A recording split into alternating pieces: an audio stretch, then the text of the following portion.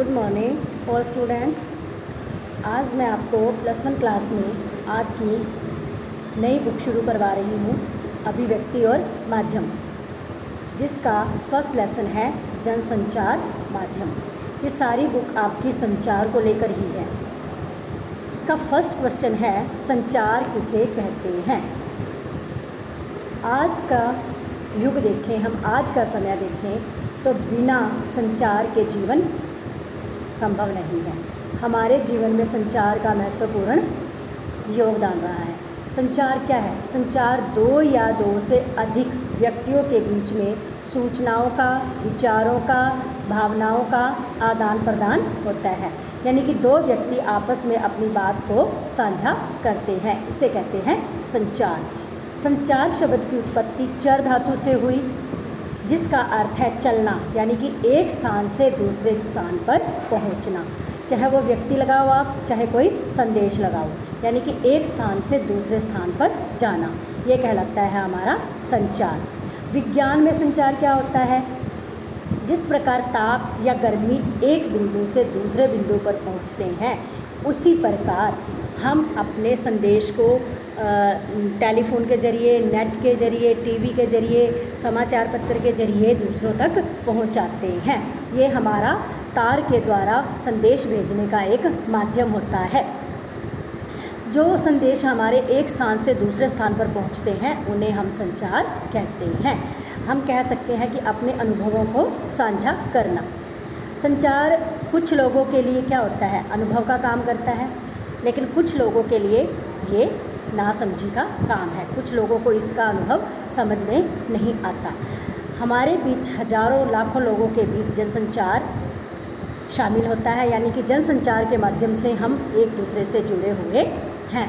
यानी कि सूचनाओं और भावनाओं को हम लिखित या मौखिक रूप में एक दूसरों के पास पहुंचाते हैं, दृश्य श्रव्य माध्यमों के द्वारा पहुंचाते हैं। तो ये हमारा क्या कहलाता है? संचार, यानी कि एक स्थान से दूसरे स्थान पर संदेश को पहुंचाना। और इस प्रक्रिया को अंजाम यानी कि देने के लिए सहायता देने वाले साधनों को संचार का माध्यम कहा जाता है। नेक्स्ट क्वेश्चन है आपका, संचार के प्रमुख तत्व, यानी कि कौन कौन से तत्व होते हैं। संचार में बहुत सारे तत्वों का योगदान होता है, बहुत सारे इसके चरण होते हैं, जिसमें से कुछ प्रमुख तत्व मैं आपको बता रही हूँ। सबसे पहले होता है व्यक्ति। जब भी हम कोई संदेश भेजना चाहते हैं तो वो एक व्यक्ति के जरिए ही भेजा जाएगा। तो इसका जो सबसे महत्वपूर्ण तत्व है वो है व्यक्ति, यानी कि हम अपने विचार, भावना दूसरे व्यक्ति तक पहुंचा सकते हैं। ये होता है हमारा सबसे पहला चरण, यानी कि प्रमुख तत्व है ये व्यक्ति का संचार पहुंचाने का, जिसे हम संचारक भी कहते हैं। उसके बाद आती है भाषा। भाषा संचार का दूसरा तत्व है। जब हम अपने संदेश को दूसरों तक पहुंचाते हैं तो हम किसी न किसी भाषा को जरिया बनाते हैं, किसी न किसी भाषा के द्वारा ही हम संदेश को दूसरों तक पहुंचाते हैं। और हमारी भाषा ऐसी होनी चाहिए जो सबकी समझ में आए। तीसरा है संदेश। यह इसका तीसरा चरण है। संदेश क्या है? संदेश वो है जिसे हम मैसेज कहते हैं। अगर हमने मैसेज अपना किसी व्यक्ति तक पहुंचाना है, सबसे जो महत्वपूर्ण चीज़ है वो संदेश है। यानी कि संदेश एक ऐसी चीज़ है जो हम संचार के साधनों द्वारा दूसरों तक पहुंचाते हैं, अपना संदेश दूसरों तक पहुंचाते हैं। ये हमारा संदेश जितना सरल होगा, जितना साफ स्पष्ट होगा, उतना ही ये दूसरों को जल्दी समझ में आएगा। उसके बाद आता है हमारा माध्यम। हमारे पास संदेश भी है, भाषा भी है, ठीक है। अब हम ऐसा कौन सा माध्यम हो जिसके द्वारा अपने संदेश को पहुंचाएं।